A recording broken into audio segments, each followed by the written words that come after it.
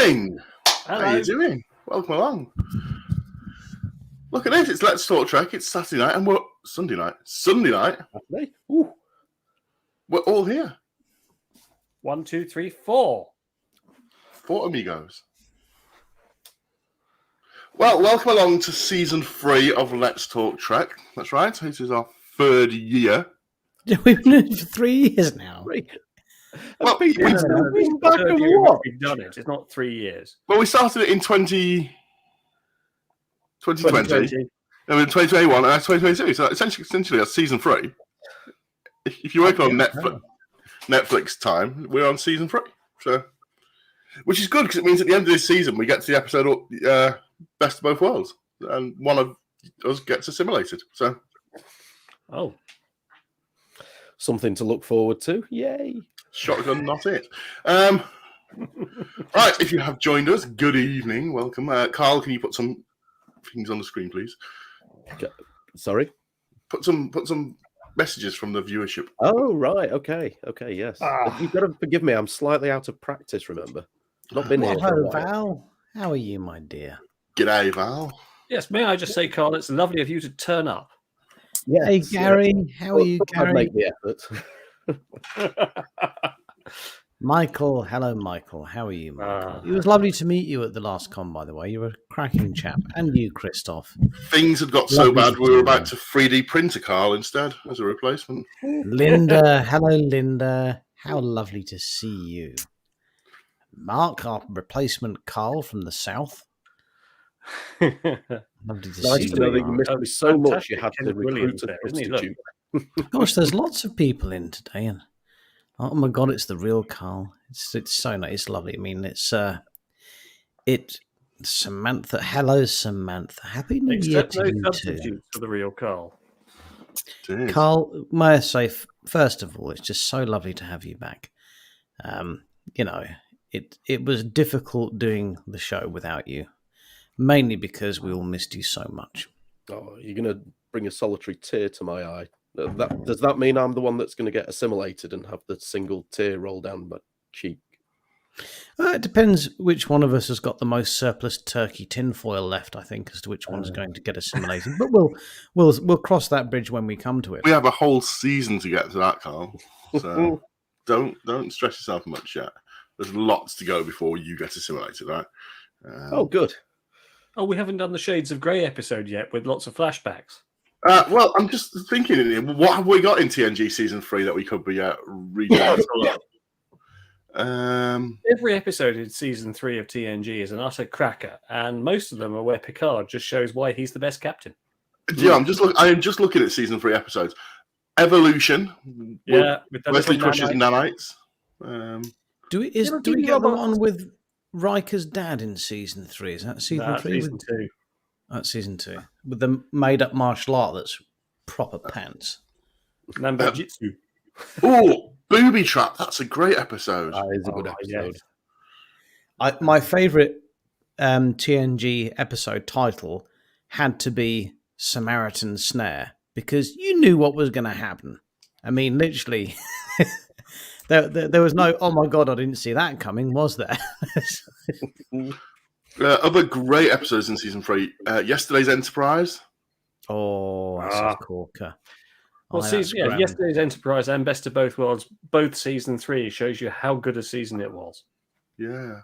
Most Toys. That's Saul Rubinek. Oh, that's a good episode. That's grand. Or Who Watches the Watchers with the Proto Vulcans. That's a great one. Yeah. How lovely, yeah. Sarek. Yeah. Sarek. Yeah. Don't get me wrong, there are a couple of episodes that are not top draw, but there aren't many. Hollow Pursuits. Yeah, that was an episode. Yeah. So many good episodes. So there's all that to come, Carl. So yeah, you don't stress yourself. It's this year to. Cool. So before we get into the show proper, James and I have a challenge we'd like to lay down. Oh. Yeah, so we think that it would be very suitable if you guys that are watching the show have ever been onto, there's a popular entertainment channel on YouTube. You'll find us on YouTube. And on YouTube, people do a budget version of famous scenes. Okay, so like the most recent one, like scenes from The Matrix done on a budget that people do with stuff from Poundland. So James and I would like to challenge the North. Would like to challenge Carl and Dan to recreate a Star Trek scene with the budget of just £15. Ooh. And to make it fair, I'd like to put this out to our viewers. They can name which scene they would like Dan and Carl to do, and they can name which scene they would like James and I to do. Ooh. We will then recreate the scene on a budget of just £15. And just it can be anything. It can be an action sequence. It can be an acting sequence. But it does have to be from Star Trek because it's the name of the show. So have a think about it, and we'll put another plug in for this later on. If you guys from the North are up for the challenge, absolutely, Carl, we've got this virtual high five. This doesn't work.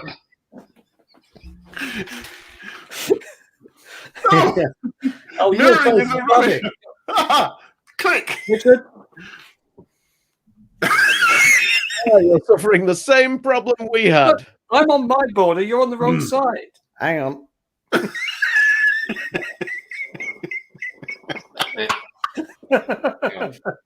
What I really wanted to see then was as James's hand left the window, another one coming to Richard. Like from here, it looks like I could reach down to James. Look.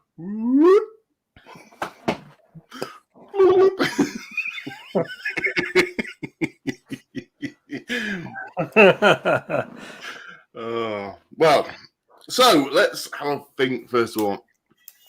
Obviously, I think it's probably been 6 to 8 weeks before we've all four of us been on that show together. It's been a sort of busy couple of months. Oh, hang on.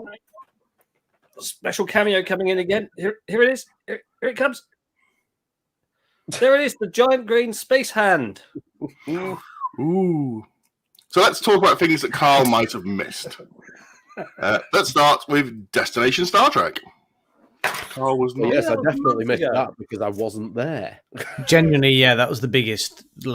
It was a bit of an odd event with everyone having to wear masks and stuff, but without a doubt, the thing that was the most gutting was the fact that Carl wasn't there. You were sadly missed, mate.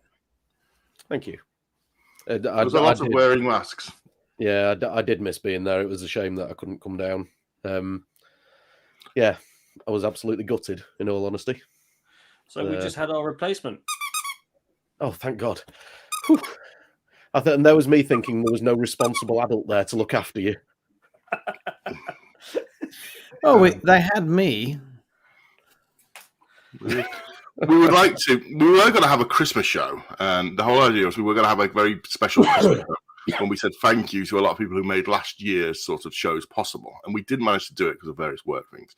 So I thought before we go into the actual show format, which we'll press on and do because time's running away, we just say a quick thank you to a couple of people who made last year possible by stepping in and helping us and being quite nice to us at the time.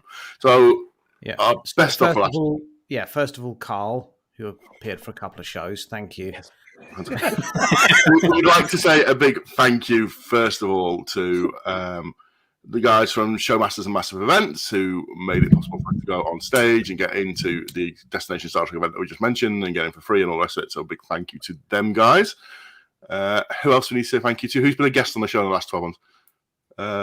Carl came in a couple of times. We've had a lot of people. Yeah, I've guest starred every now and then. We'd like to say a big thank you to New York best-selling author Ian Spelling, who came on and spoke to us about Star Trek novels. We've had viewers come in and help. We've had Megan come in and help. We've had Chris come in and help. We've had Tony Lee's come in and helped. We've had so many lovely people that have come in to help us try and do the show. And it has been appreciated because we all agreed when we first did this, we wanted to put it out there every week, no matter what. Just so we could all stay in touch and there was a focal point. And I think there's only been a couple of times we've missed it, and we apologise for those times, but we've done our best. We'd like to say a big thank you to Anne-Marie for being our liaison with the Americas and making it possible to do multiple American shows over the last Yeah, year. that's been lovely. It's been lovely to put ourselves out across the pond. It's been very good. Yeah. And this year, there's some exciting things coming this year, which we can't wait to talk about. But there's lots of exciting things in the pipeline. So if you do watch this show regularly, you will be seeing some actual proper Star Trek guests this year. Oh, yeah. And we're not just talking about any old things. We've had some celebrities on the show before. We've got some real celebrities, Actual on-screen guests. Yeah. Some amazing acts that are coming on the show to deliver some performances which are going to blow your mind. All the guys who juggle chainsaws. Possibly. I was thinking it might be more like Phoenix Knights, but we'll see. Absolutely. So let's go into our first feature. I've not done this in a while. Klingon do a willy-copter. So let's do Collectible Corner. Chinook.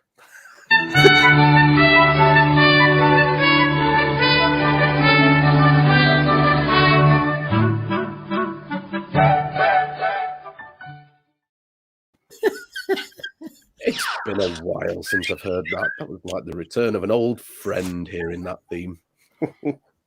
So, this evening, dear viewer, it has been a while, and I thought I'd demonstrate a couple of gifts that I received for the festive season just past. I'm sporting one of, which I've not looked up a price, so please don't expect any prices on these. I'll just jump in there quickly. That was on my Amazon wish list. Thank you, no one, for buying it for me. Well, it's exceedingly lush and warm, and it's been. Is it velour? It's lovely. Yes, oh yes. I wish. Here you go, Richard. Have a feel. I'm glad it feels as good as it looks. You do look rather dashing in it. There's no two ways about it. It's a lovely colour, and it's very, very. It's been perfect this last week. Is it quite absorbent? So, what we have, dear viewer, is a couple of other gifts that I received, which I can put price on as I have similar items in my collection. And these actually top up part of my collection. I have the Mirror Universe Sulu Funko Pop and the Mirror Universe Uhura Funko Pop, which you are going to get to see a live on-air unboxing. We probably need some kind of music for this, don't we? Yeah, I just didn't think that far in advance, I'm afraid. I can beatbox. What would you like? Yeah, I'll do it. No, can I put a beatbox request in? Okay. Now this is a story of about how my life got twisted upside down. I'd like to take a minute to stand right there and tell you how my name Prince of a town called Bel Air. So this is our Mirror Universe Uhura. Absolutely fantastic. She'll be going over on the shelf behind me there with her other Mirror Universe friends. West Philadelphia, she was born and raised. Now, we were talking about this earlier in our internal chat. Funko Pops, do you leave them boxed or do you take them out of the box, as you say? There are people who get really upset about taking them out of boxes, you know that? You see, the thing is, and here's Mr. Sulu ready to stab someone for his promotion. So the thing for me is with any collection, yes, there are certain items that you probably would keep in the box, but to me, my collection's for me, so I want it out where I can enjoy it. I never intend to get rid of any of this. I never intend to sell it. So whatever the value is that gets placed on things. I think you've hit the nail on the head there, haven't you, Hulk? If you think that there's any possibility in the future you may sell it, then you probably would keep it in the box. Yeah. But if it's just for you to enjoy, then you take it out of a box. And then here's the weird thing. You then put it back into a box because you take it out and you realize you love it and it covers dust, so you have to find an acrylic box to put it into to protect it from the dust and preserve it. So you unbox it and then rebox it if it's a treasured item. That's it. Oh, don't say that, Gary. No, expect it to be in charge next week. It's fine. I'm TNG red. It's okay. It's okay. So yes, and the Funko Pops usually sort of like retail around what, 1,000 pence. Are these the ones that the heads bobble about? Are they? Or they don't static? bobble, but they do turn. Oh, okay, cool. So George Takei's head can swivel around. It can, as can Uhura's. Yep. Do they detach? She needs to be careful though, because she's got the blade a little close to her face there. You know, you wouldn't want to scar it. Do they detach, Carl? Do the heads come away from the bodies? I am not going to find out. Okay. But I do happen to know at the moment with these, I believe on Zavvi, they're on offer, something like 3 for the price of 2. So if you haven't got any, especially of these Mirror Universe ones, they are lovely things. It's much easier to dust an acrylic case than it is the actual figure, Linda. Trust me, it's worth the investment. Why not use one of those staticky cloth things? Ooh. Or even better, do as James and I do and just have your butler do it. Yes. Yes. Yeah. With an ostrich feather duster. So that's the end of Collectible. Well, they are very nice, Carl. The rest of you, did you get anything Star Trek for Christmas? No. Not a sausage, no. Oh, yes, no, I got the shirt. I showed that last week, though. But we didn't see it. We weren't here. I did. Sorry, you didn't hang watch on. it afterwards. You didn't bother to... Oh, Dan. I got this lovely Star Trek Let's Talk Trek lucky cat that my best friend James Dillon bought for me for Christmas. I believe mine's up there. It's hidden by the emojis at the moment, but It's not in an acrylic box yet. Oh, it's broken.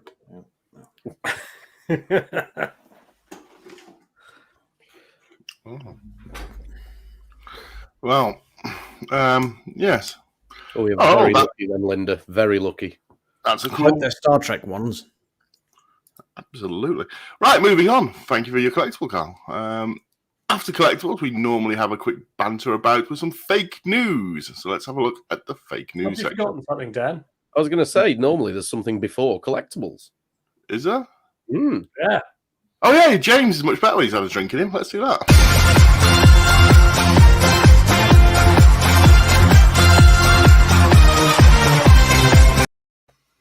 Because there's 4 of us again, isn't it? It's thrown you off. This evening's cocktail was inspired by the last episode of Discovery that I watched when I flew over to the States just to watch it. And it's called the Metron Mixer. Everyone remember the Metrons got mentioned? No? All right. Okay, well, for the Metron Mixer, you will need 2 parts of Danubian milk stout. I'm going to use Guinness. Here's some I prepared earlier.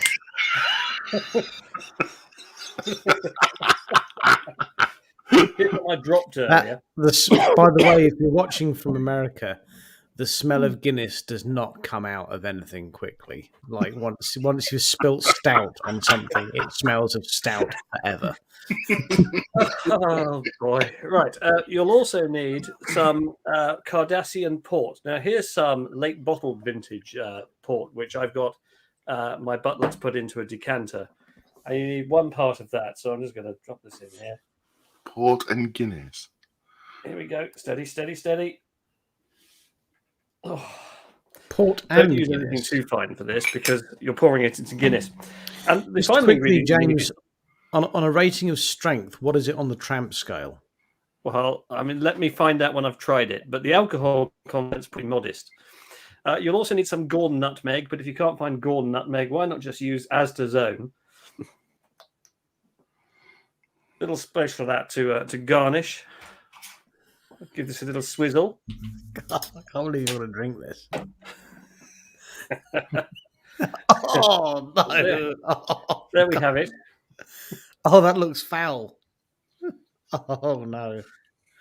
There's an episode of DS9 when the replicator in Quarks is exploded and Dax is cleaning it out.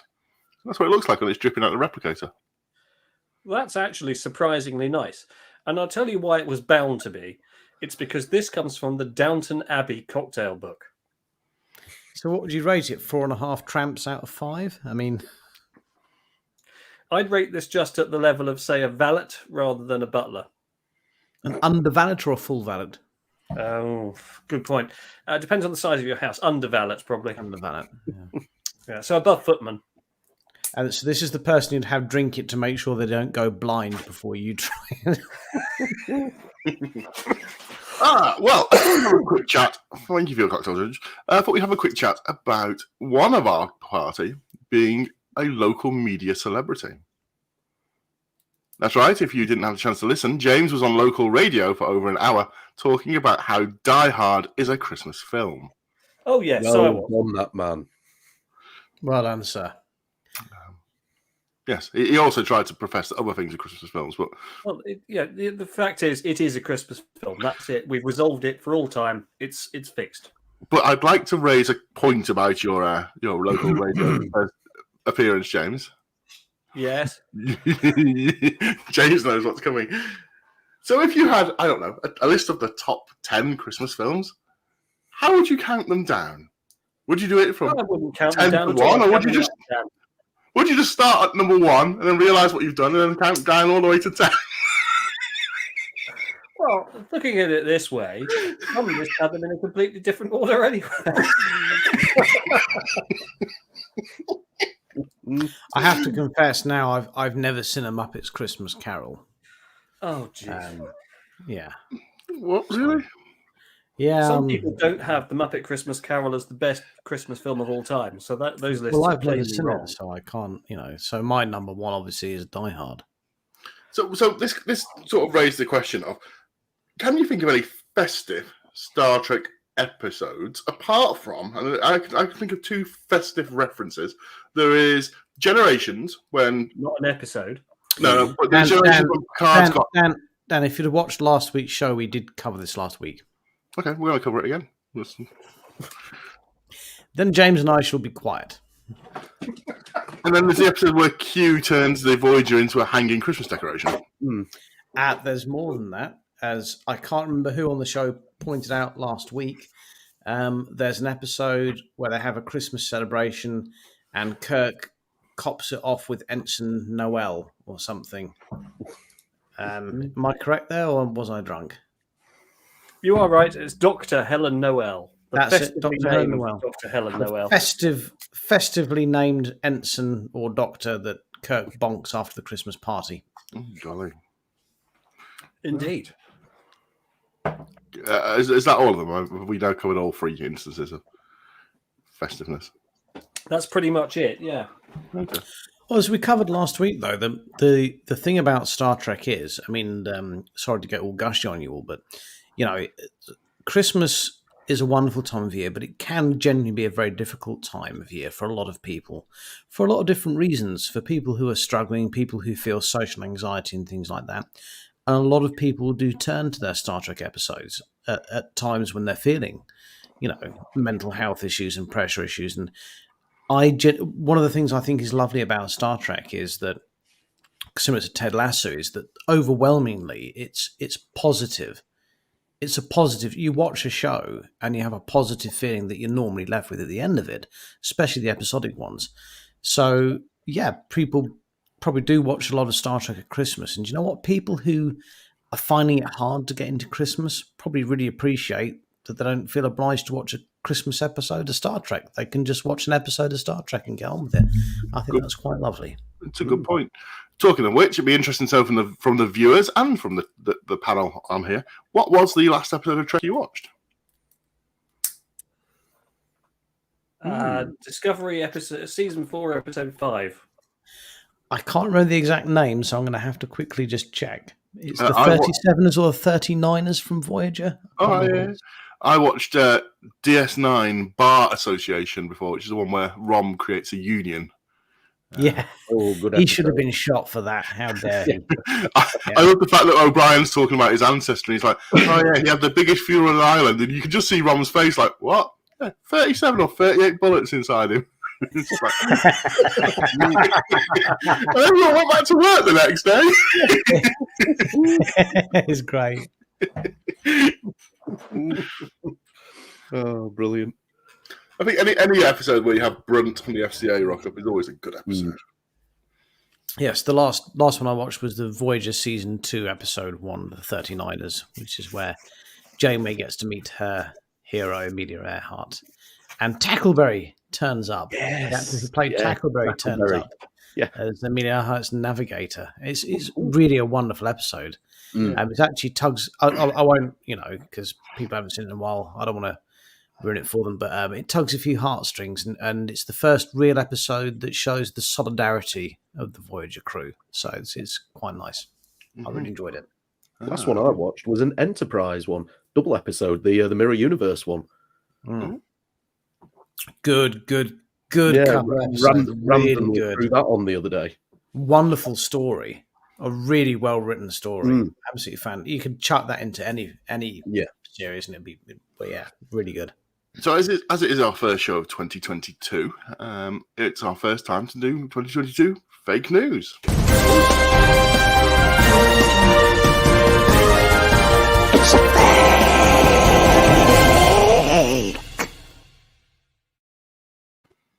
So this week in fake news, I've got some rather entertaining news.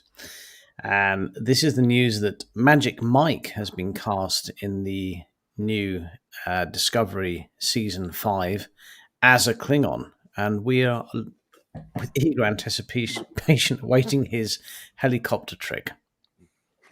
Excellent. So, moving on from fake news, which may guess us taking off the air, let's move on to Choose Your Choose, which is... yes, we've got a very special... I genuinely thought we were done with Choose Your Choose. I'm so pleased it's back. Yeah, but James talked me out of it. He said, look, we need more Choose Your Choose. The show depends on it. So I said I would go out... The cat. Yeah, I said I would go out onto the streets of Margate and I would attempt to get more footage for Choose Your Choose, which I went to the pub at 12 o'clock today and I've been drinking pretty much all afternoon steadily and I managed to get a Choose Your Choose. So if anyone who's watching hasn't played it, it's quite simple. I'm going to play a clip. At one point, the person in the clip is going to be asked a question. In the comments, you simply have to choose if the person is the question right or wrong. That's it. Not yes or no, just right or wrong. That's all you have. If you want to play along at home, please do. Dan, Carl, you play. Will they get it right? Will they get it wrong? That's all you need to do. Is everybody ready? Are we clear on the rules?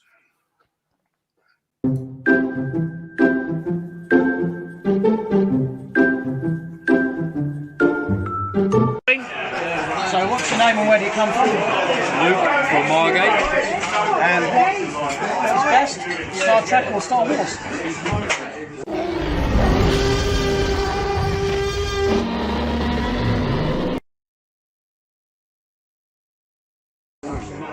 I actually prefer Mrs. Brown's Boys.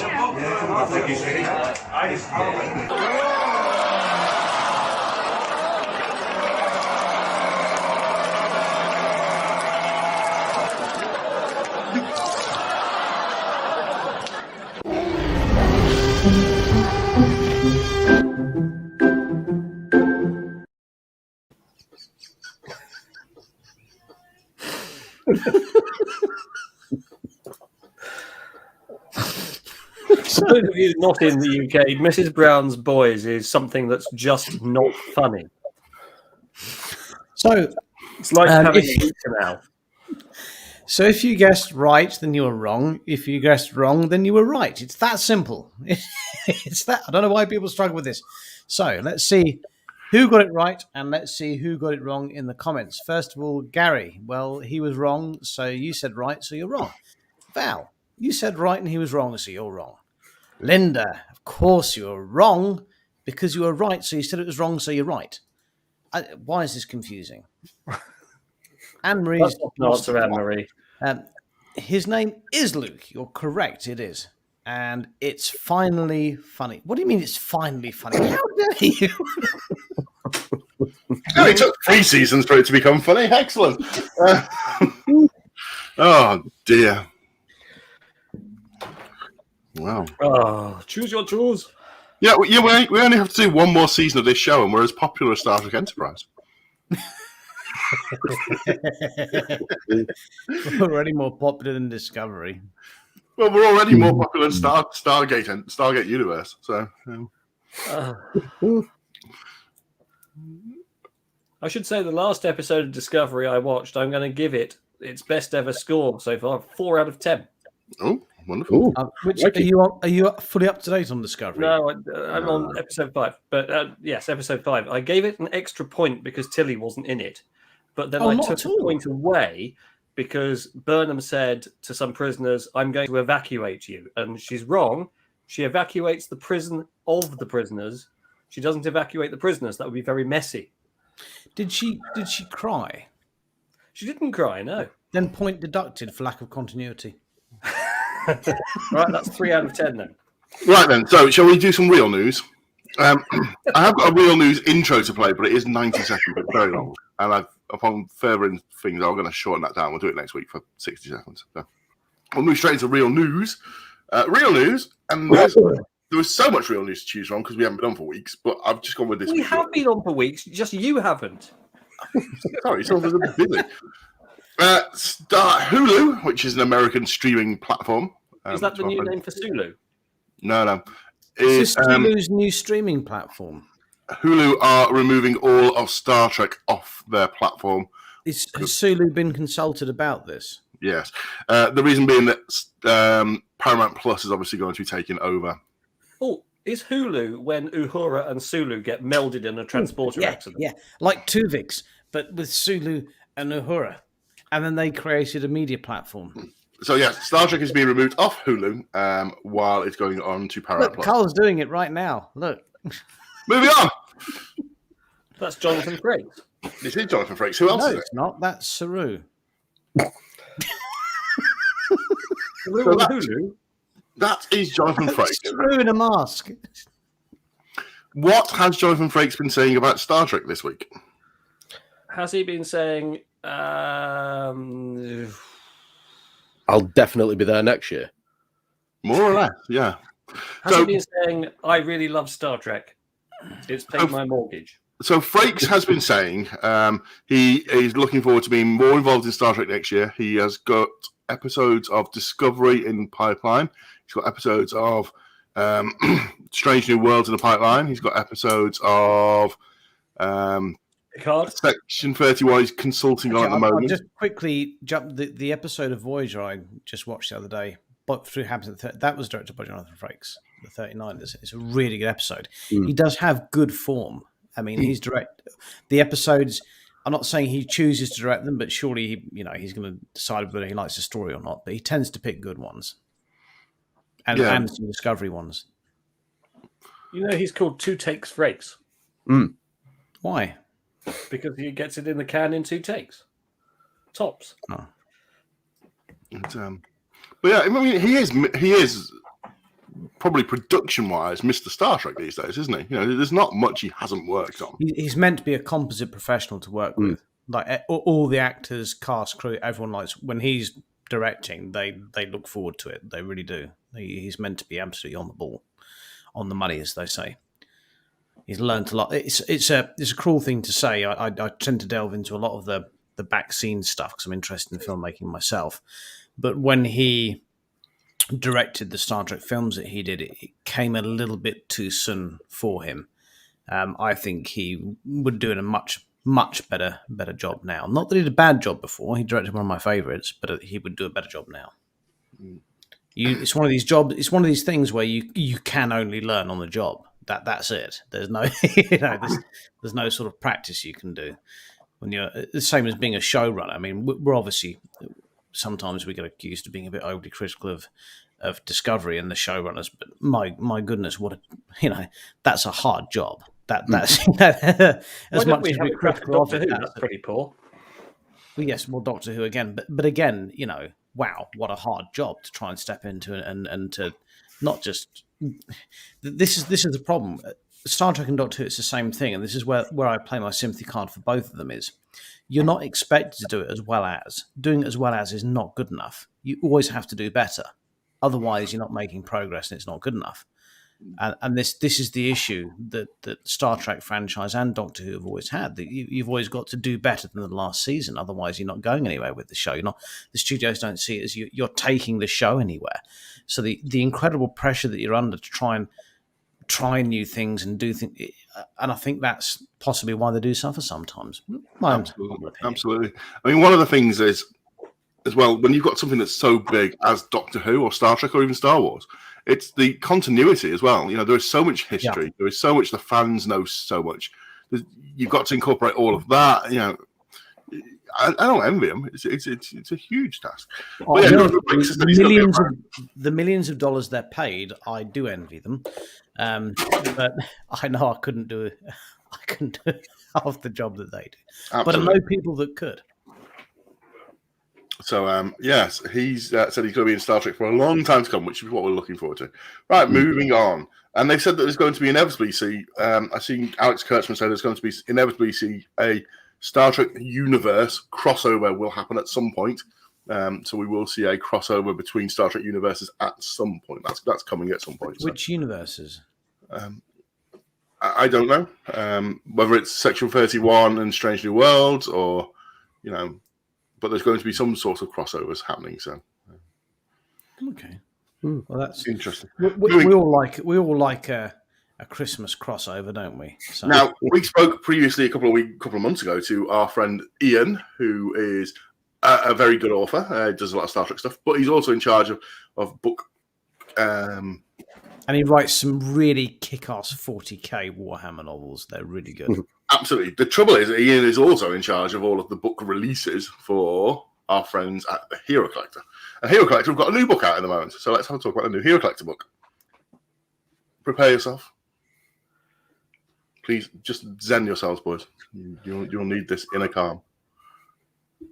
The latest book from Hero Collector, and they are sending us some giveaway copies to give away on the show, so you can win one, is going to be The Life of Grudge the Cat. Yes, it is a full book by Rob Perlman on Grudge the Cat, about how Grudge interacts with humans, how Grudge steals the bed, and how Grudge thinks that Starfleet is amazing. So you can buy this book soon. It's going to be out at all good book retailers. So, yes. Do we have any figures on the pre-orders for this yet, Dan? No, but the book itself costs a grand sum of £19. So...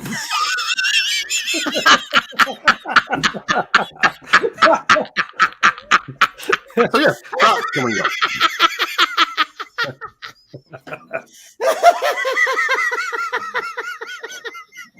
You could buy an actual cat for that. Oh, there's charities around here where they give cats away.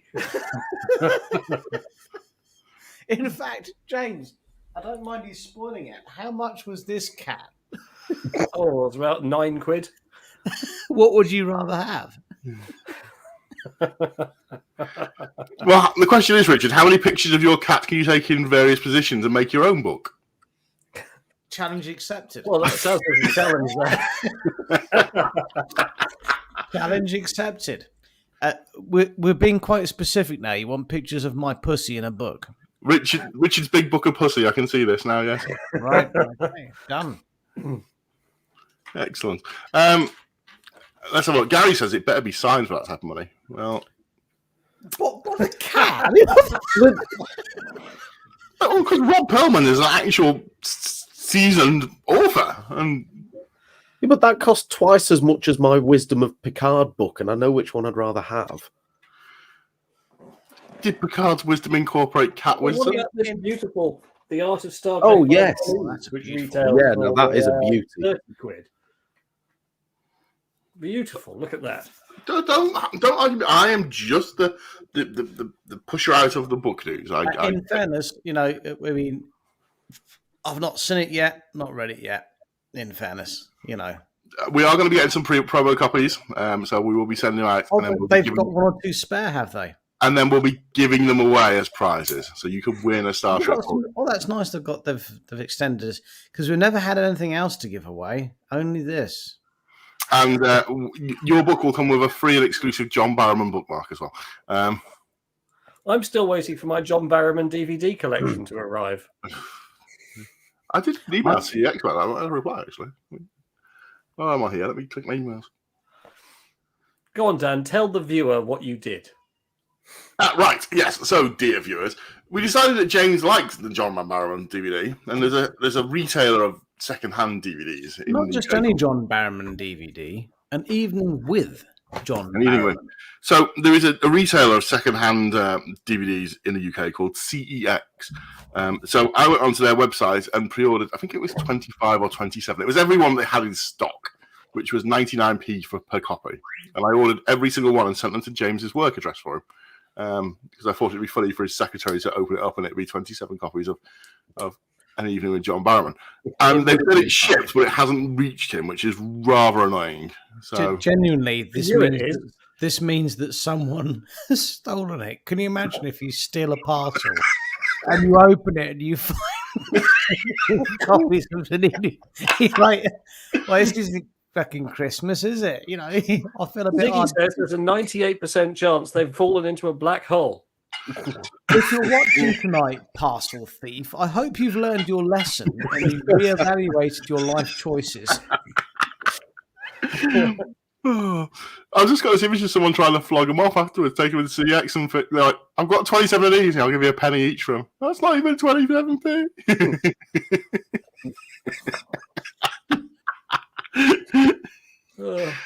Oh, I've missed this. Oh, Tell me though, because they retail them at £1, you spent at least £27 on this joke. Yes. So we're at. You could have sent me a nice bottle of wine or something instead, but no. I'm just going to remind our viewer of our North versus South challenge. If you would like to see James and I take on Carl and Dan in a low-budget scene reenactment, not including Klingon Willycopters, it's got to be a genuine scene from Star Trek series or film. I know which one. I know which one to do. It's not up to you. Not up to us, Dan. Choosing. Viewers choosing. This is the purpose. The whole point of the segment. Okay. I was going to say, is it season 3? Should this not be assimilated as a Borg? It can be that. It's got to be and we're talking about just one scene. Budget £15. Can be anything. Can be a big visual effects one. Can be an acting scene. Can be whatever you like. North versus South challenge. We'd like to see your suggestions of which scene you would like to see us reenact. Specifically, what you'd like to see James and I reenact, and specifically what I'm thinking now. This isn't a good idea because there's some scenes I wouldn't particularly like to reenact with James, if I'm honest with you. But we'll see what the viewer comes up with. We'll see. Wow. You're not thinking. I don't fancy dressing up as the Dax there, are you? Well, there's the Dax one. There's Orion Slave Girl. There's all sorts really that could get quite gnarly. But we'll see what the viewer comes up with. I'm kind of hoping someone says put a big ball with spikes on the end onto your hand. And Well, Code of Honor, brilliant. Code of Honor. Any scene from Code of Honor. No, we won't get banned for that.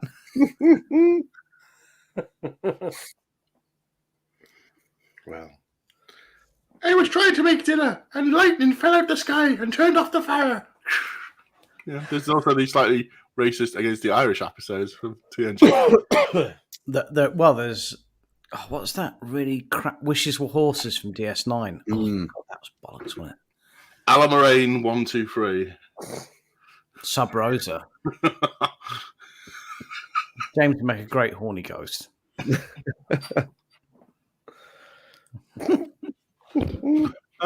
Well, Quark fighting. Well, Lindy, you have to say who it is that you want to. This is the thing. It's a challenge. James, please keep that mustache on all the time. You look like Dr. Robotnik from Sonic. Okay. Sadly, though, you need to twiddle it down a bit to look more like Ted Lasso. Like a slightly Turkish version of Ted Lasso there, like a knockoff Turkish Remember when we had the Turkish version of Star Trek on Wish? Yes, that was brilliant. Oh, that was amazing. Well, we have a suggestion come in already, boys. Yes, but for who?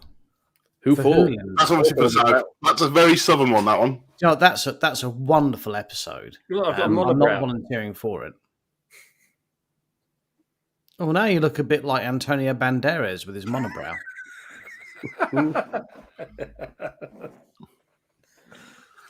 Oh, excellent. Right. So once we finish the news, our next usual thing is Wish. So let's Wish.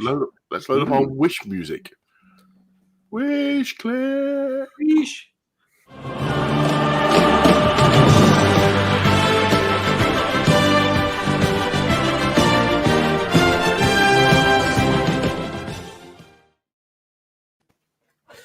So this evening's Wish clip is one which was supposed to have been played last week, but Richard didn't download it. So as we're still within the 12 days of Christmas, roll VT.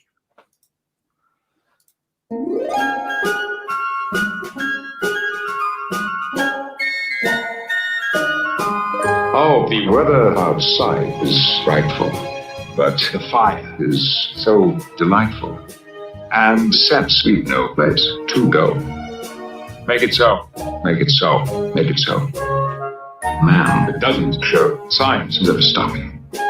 And I brought me some tea Earl Grey hot. The lights turn way down below. Make it so. Make it so. Make it so. When we finally kiss. Good night. How I hate going out in the storm. But if you... Really? Shut up, Wesley! All the way home, I'll be Warm. Oh, the fire is slowly dying. And my dear, We're still goodbye, then. But as long as you love me so, make it so. Make it so. Make it so.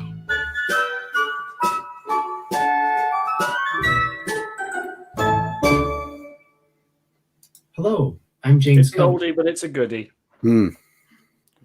Absolutely. And I normally have that sent to me multiple times by people at the beginning of December. So I thought I might as well roll it. I'm always fascinated by the amount of Christmas-related Star Wars shit I get sent to me. Because I don't mind Star Wars too much, but it's really not my thing. But, yeah. Have you seen There the we Book go. of Boba Fett yet? Saw the first episode. Thoroughly enjoyed it. Really liked it. But kind of similar to Star Trek Prodigy, though. There wasn't anything I would associate really Star Warsy about it. But I enjoyed it nonetheless. I watched the New Year's Eve special of Doctor Who this morning. Was it of the same standard as the previous series? Yes. Okay, I won't bother with that then. It's proper. I mean, I know this is talking Trek, but as I've alluded to before on the show, I've been rewatching from Christopher Eccleston onwards from the start of lockdown with the kids. I've been watching all the Doctor Who's. Even my kids hate the new Jodie Whittaker Doctor Who's. Like they're like going, "Dad, this makes no sense. What's going on?" I'm like, "I've no idea. I can't help you with this. No, No, can we stop watching? No, we're not watching it. We're going to watch all of them. It's like, oh, do we have to, Dad? Yes. And I'm thinking, is this actually a right parenting choice I'm making here? Forcing them to watch Doctor Who just because I feel we have to before we get a new showrunner. But it's really bad, isn't it? It's really bad. It's not just the acting, which is terrible, or the stories, which are really bad, or the production, which is quite funny, actually, at some point. That's the one good thing, the production's quite funny. Like, in the one I've just seen, there's a guy dressed as a dog, and he's meant to be from an alien race that look like dogs. And he looks like a fur. Oh, it's just so...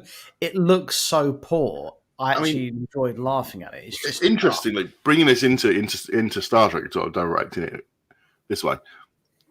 Most Star Trek seasons take 2 to 3 seasons to sort of find their feet. You know, I think we would agree that most, TNG got better from season 3 onwards. Voyager definitely got better from season 3 onwards. DS9 was a lot better from season 3 onwards. And the trouble with Doctor Who is the fact that you have a new Doctor and you have sort of 2 years of breaking this Doctor in, and by the time you get to season 3, this person's either thinking of leaving or moving on, and then you're trying to just queue it up for the next one, and it doesn't get that really long 5, 6, 7 years, which we did have with David Tennant and Matt Smith, for it to be all right. They've had quite short Doctor experiences. I think though that's with Doctor Who. I think that's intentional, and that's the beauty of the franchise that they've got the ability to freshen it up whenever they like. But it also doesn't have the time to find its feet. Well, Doctor Who's, you could argue, has had about 70 years to find its feet. It So knows. does Star Trek. But you look at the first season. Years, Richard, not 70. But The point is, it knows, and this is the hardest thing arguably for any TV series to have, is know your audience. When you know your audience, yeah, that's the hardest kind of. You know who you're selling your product to. You just got to tailor it to it. This is the issue. I think at the moment, I think Star Trek has the same as Doctor Who has. Is I think they're trying to appeal it to just they're trying to find a new audience rather than concentrating on the audience that they have. And then, making it so good that other people will jump on. They're trying to make it more accessible. I would argue, and I might be wrong, that that's the wrong way to do it. But we'll see. But obviously, what it is worth mentioning that both of these are multi-million-dollar, entities in themselves. It's they're obviously doing something right, because they are two of the longest science fiction running shows in the world, so absolutely. And Doctor Who, the reboots since Eccleston had, was it 2 spin-off series, a kids one and a LGBT friendly one, Torchwood and stuff they did, so it's you can't, and I think they have a duty to be progressive and to be representative, of course. I think that's the philosophy of Doctor Who and Star Trek. But I think there's too much, personally, I think there's too much stone in trying to make it appealing, not accessible, but appealing to everyone. Why not just make a good show and people watch it because it's a good show? Don't make it to make it. Don't make a show within, we've got to do this to make it popular. No, don't do that. Just make a good show, and if it's good, people will watch it. I think is a better attitude to making a show. Are you using the Field of Dreams analogy here? If they build, absolutely, if you build a visual car. I mean, this is what we've done with Let's Talk Trek. We haven't made it. We've in no way what we did look at other shows and the way they do it and how they get viewers, and we decided no, we're going to do our thing. If people like our thing, wonderful, they'll watch it. If they don't, then they won't. But we're comfortable doing our thing, and we've got a viewer, and we're really happy with that. Yeah. Well, this has been a fun return to Let's Talk Trek. We have done nearly an hour now, so it's been nice to have all 4 of us back. It's been a nice change. Yes. Jolly good fun. Yeah. Very good. So if you've enjoyed Let's Talk Trek this week and you have got a suggestion for our North versus South recreated scene from Star Trek on a budget, please feel free to drop it in the comments or send it to us, one of us, in a private message. We've all got inboxes that are open, so you can. And if you're watching this live or on a replay, please give us a love emoji, a thumbs up emoji, or some sort of positive emoji. It really does help the show. We'd really, really like it.